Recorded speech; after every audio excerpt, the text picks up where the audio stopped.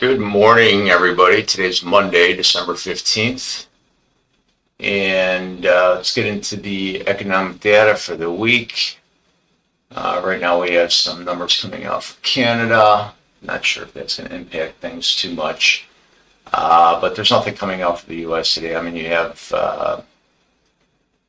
some numbers that came out right now. Our state manufacturing down 3.9%. I'm not sure if that's going to impact things just yet. Give me 1 second here.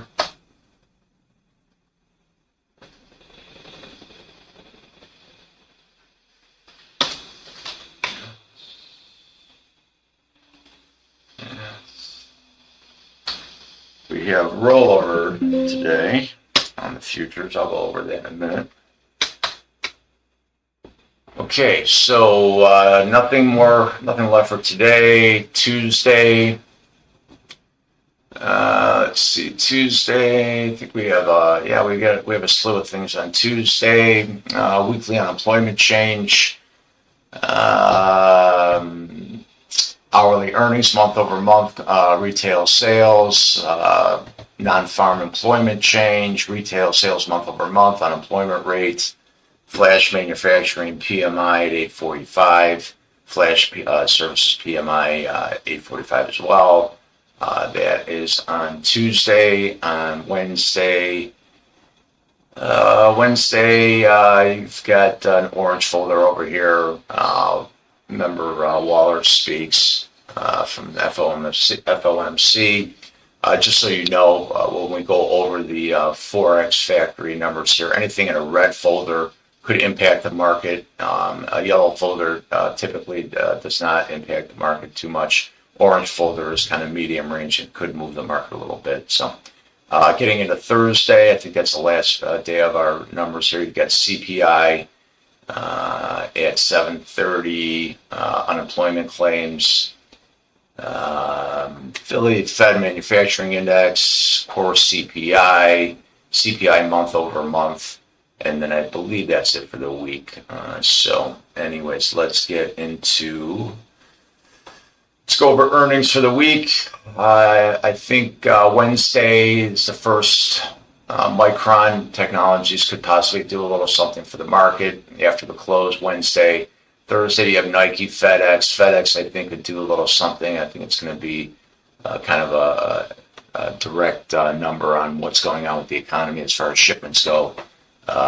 That's pretty much a leading indicator about what's really happening out there. And then I think we end up the week with Carnival on Friday, and that's kind of disposable income stuff. So let's get into rollover stuff today. So we've got today's rollover, and so those of you who don't understand the futures markets, they roll over. So the Chicago Mercantile Exchange, one of the largest futures exchanges, and when you're trading stocks never roll over. But when it comes to trading the S&Ps, the NASDAQ, or even gold, you're trading contracts that are managed by the CME group. And you can hold stocks forever, but the futures contracts, they have an expiration date. And so they represent a specific month. So the codes are down here. So January, so like when you see ES and then followed by a letter and then a number, it's the ES stands for S&Ps, the letter stands for the month, and the following number stands for the year. Good morning, Anthony. How are you, buddy? How was your weekend? Okay.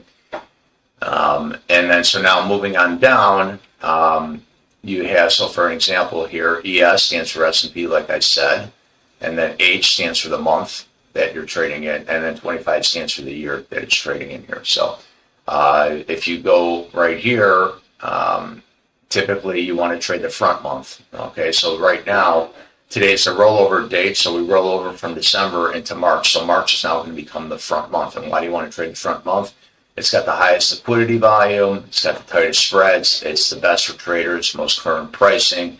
The back months further out, meaning June, lower volume, wider spreads, harder to get good fills, and price difference from the current front month. And then expiring months, like last week, December was expiring. Trading stops today, and then you must roll over into the next contract. and typically everybody rolls over before the expiration date. And so these are the expiration dates typically. So for March, when you're trading in March, the expiration date rolls over on the 21st. So it starts to roll over on the 17th. It expires on the 21st. So this past March, it expired. And then getting into June, it starts to roll over on the 16th. It expires on the 20th. And then September, it starts to roll over on the 15th. It expires on the 19th. And here we are currently in December. It's rolling over and it expires on the 19th. So that being said, let's get into the futures markets right now. Before I forget, please hit that thumbs up button, like this video, subscribe to the channel if you're not a current subscriber, hit that more button and join our Discord community so you can get into the live trading room. Went over that. Let's go into ES. So you can see right now where we closed. If you look at this right now, you're gonna be like, oh wow, we're opening up a lot higher than where we closed. No, it's just the futures contracts, they roll over right now. So you can see right now we're trading at 69.23 and we closed on Friday at 68.63, right? So it's just the contracts expiring. We're not opening up, 100 points higher. We are opening up a little higher though right now, about 33 points based on where we closed. So new levels had to be drawn. So let's go over those levels right now. We are still above the 20-day and the 50-day moving average down here at 68.53. So that is the level right here, we want to hold. And so I drew some new levels here from the FMOC levels. The low 69.07 back from from December 10th, and the high was 69.5675. So these are going to be important levels today. These first two levels that I have here, if we're going to move higher, we have to get above that 69.30 and a quarter. If we get above that 69.30 and a quarter, we move into that 69.5675 pretty quickly. I would say that this is going to be a speed zone, and we're going to pop up there pretty quickly into that FMOC high. If we look further out here, I've got a regressional trend line that I drew here. So we are above this lower end, and we are approaching the midline of that regressional trend line right over here. So I do expect if we did get a little pop in here that we're going to get a lower resistance up here at 69.63 before, if we could get above that before we can move higher into this 7100 level. If we can get that kind of movement before the end of the year, that would be fantastic. But so we can see we're still stepping higher a little bit. This is a 4-hour chart we're looking at. So now we're going to break it down to a 15-minute. So we can hone in a little bit on our levels here right now. So you could see that this rejected on Friday at this level pretty heavily here. So if we do get above this 69.30 and a quarter, I expect that we could fill up this big sell-off pretty quickly at 69.5675 before it gets a little heavy up there. On the downside, if we lose the 69.07 FMOC low, we go down to that 68.96 and a half. Then if we lose that 69.86 and a half level, we can come back and we can test the close first, 68.92.89, and then if we lose that level right there, we come down to the 68.70.75. If we lose that level, I think we come back down here. We test the 20-day SMA at 68.53.93 before we can get some good levels of support. So that's it on the ES this morning. Let's get into the NASDAQ now. NASDAQ, same thing. We rolled over now. We are now trading March front contracts, expired March of 2026. So we are above the 50-day SMA, which is good. We're above the 20-day SMA, so that's positive. We want to see the NASDAQ start to get a little breath of fresh air. We've had some big nasty sell-offs since Broadcom started taking us down last week. So it's nice to see this little breath of fresh air coming in on the NASDAQ. So let's just get some levels here. So I've got some pretty similar levels here as we have for the S&Ps. If we get above that low 25.45, 25, I think we could quickly move higher. I would say probably this level first to that 25,784 and a quarter before we would get maybe get a little resistance there. And then if we get above that, I think we move up into the low of the FMOC meeting on December 10th, 25,881 and a quarter.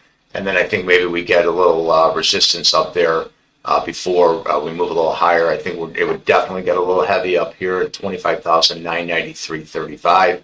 But I do like the fact that we are above the 20-day SMA and above the 50-day SMA. That is positive. We want to hold those levels. If we farm out a little, fan out a little bit, and we look at this trend line here, this is back from August. We are above the lower end of the regressional trend line, and we are pushing higher.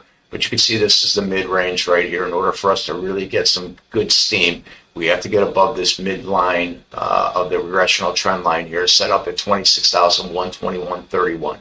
So it is important that we are currently holding these levels right now. That is a good sign. I would say, though, on the downside, if we lose, let me see some certain levels here. If we lose this 25,566 level, I think we're going to come back down and try to test this 25,349.29 level. And then if we lose that, I think that there's not, I'm looking down here, I would say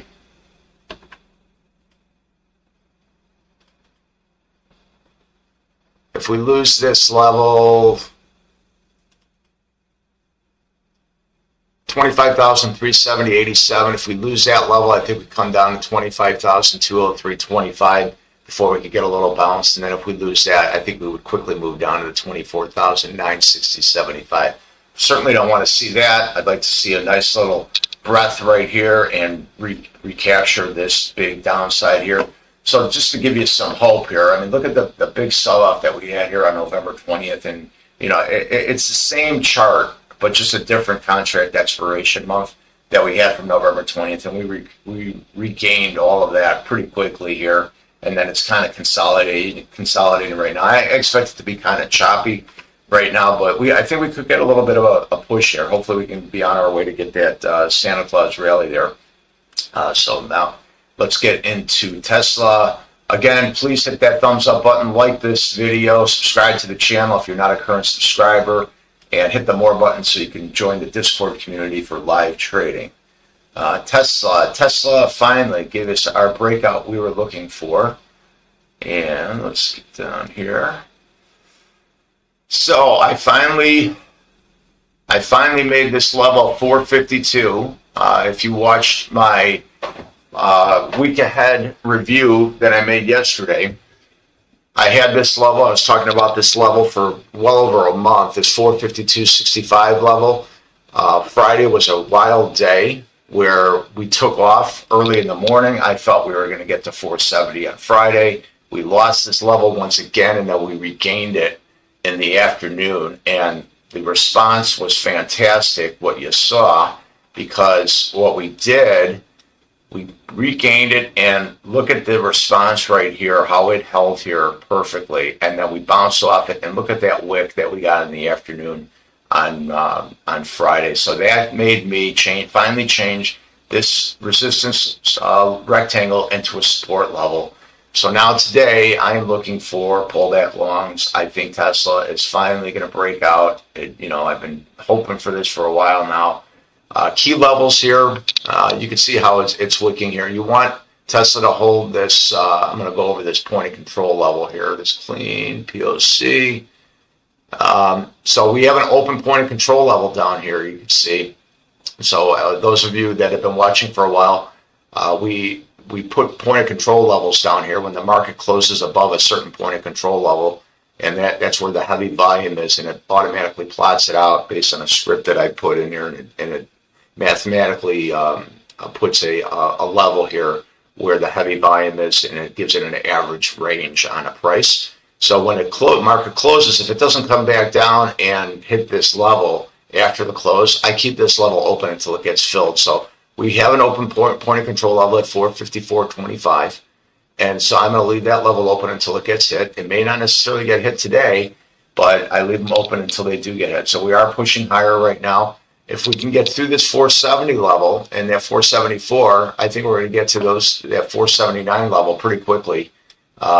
So my attitude right now with Tesla is I'm looking for pullback longs if we get them, or if we can get a push and hold above 470, I would like the longs above the 470, to push into this all-time. I think we get all-time highs this week. That's my gut on Tesla, but not without ripping your heart out first. I think Tesla could definitely, get you going the way I'm getting you going right now. Like, okay, here it is. It's finally here. And I can't tell you how many times Tesla's done that to you, where you think, okay, here we go, we're finally there, and then it just knocks the life right out of you. So we are making new highs pre-market right now. We still have another 45 minutes till the market opens, so you're gonna have to be careful. We're gonna have to see what the market's going to show us and watch that price action. I'm very encouraged by what Tesla's doing. I liked what we did on the close here. This is a beautiful, beautiful channel with Tesla right now. This is great price action, not wicky at all. But again, this is pre-market, so you have to watch it. Not a lot, even though these candles look big, there's just not a lot of volume in there. So this candle, this crazy wick candle, of which I am going to highlight right now because these are one of these flash wicks that we talk about. Let me just see if I can do this. I'll go here. These are these flash wicks that they seem to retrace themselves, and maybe not right away, but at some point they do, and they kind of come into these highs. So one thing that you can look at, a part of your pattern traders, if you break a certain level. So we broke this high of December of this year. Actually, we broke this high, and so you can use this like if we break a level and then we come on back down. And then we test it, and you can see how the market responds. So if it responds like this right here, you see it wicking off of it, then it's considered a break and retest, and we can push higher. So I think right now Tesla, I wish Tesla wasn't doing this pre-market, but that's Tesla for you. Tesla is just going to rip, and the reason why I like Tesla so much is because the overall market got absolutely tagged on Friday, and Tesla was doing its own thing in the afternoon. And it just kept going, even after this huge sell-off. After 45 minutes of the market open, it just came back down. And I said last week I made good money on this first push, and then when it came back down, I thought it was just a good break and retest. I got long, and then I got stopped out here, and then I walked away, and then I came back, and then when we regained certain levels, this level is 447.08. I got long again, and I made all my money back and then some. So let's go over the 5-minute opening range trade and what we are going to do for today. So like I was just going over, hit that thumbs up button, subscribe to the channel. Don't forget, people, trying to build a community here, need your help. 5-minute opening range trade on Friday was a beautiful trade right out of the box. I said I was going to be long. As long as we were above this 447.08 level, plus it was above the previous day's close, I got long immediately. I said if I'm going to get long, and then if the candle closes below it, I was going to get stopped out. I did not sweat one bit on that trade, and then when the market came back down here, I got long, and then I did not get out here, and then I ended up getting stopped out down here, and then I had to wait till later on in the day till we regained this level again right here. I got long, and then made my money on these candles over here towards the end of the day. So as far as today, what we are doing today, like I said, we finally got above that 452.65. I love it. I'm finally, we're finally in that breakout mode. Hopefully we can continue upward today. So what I'm going to do going into today, we are at 467. So yesterday I was going to have 470 calls. But now that the market's pushing right now, I am going to change this. I'm going to change it to 475 calls, give myself a little more breathing room. So I expect this we're pushing higher right now, and we close at 458. So we're going to close $10 higher. So this is probably going to close I would say that they're open up. This is probably going to open up maybe at $7 or $8 premium. So I may even change this when the market opens up. I have to see. The market could pull back right now. We have another 40 minutes till the market opens up. As far as my puts are concerned, I'm going to leave my 450 puts up here, and these are all expire on Friday. I do all of my trading with Friday expiration dates. So on Monday, you do have time for your trades to breathe, versus on when you get closer to expiration date on a Friday, the premium prices, you lose value in them quicker than you would on a Monday, because you have more time for the price to get to the premium price to get to the strike price. When you have 5 days out, it's a theta thing. So when you're trading options, you have Greeks, and one of the Greek symbols that you trade on is theta, and theta represents time decay. And so I'll go over. I've been talking about making a video on the Greeks for a while, so I'll do that maybe this week. I'll make that short little video. It's nothing I pay too much attention to. The only thing that I really watch on the Greeks when it comes to options is pretty much the delta and the theta. And the delta, what that tells you is it tells you for every dollar the equity price moves, and if the delta is trading at a 40 or 50 cent, that means that the premium price is going to move that way. So if the delta is trading at a 50 cents, that means that for every dollar that the equity price moves up or down, the premium price is going to move 50 cents. And that it's pretty basic stuff there. And then theta, it pretty much tells you, if you're holding your trades overnight, it tells you your decay that's going to happen every day as you get closer to the strike price. So again, hit that thumbs up button. So like this video, subscribe to the channel, hit the more button so you can see the link for the Discord community, and join us for live trading from, we're going to be in there from 8:30 a.m. to 10 o'clock a.m. Central Time every day. So hope to see you in there, and have a great trading day. And I will see you later. If I don't see you in the trading room, I will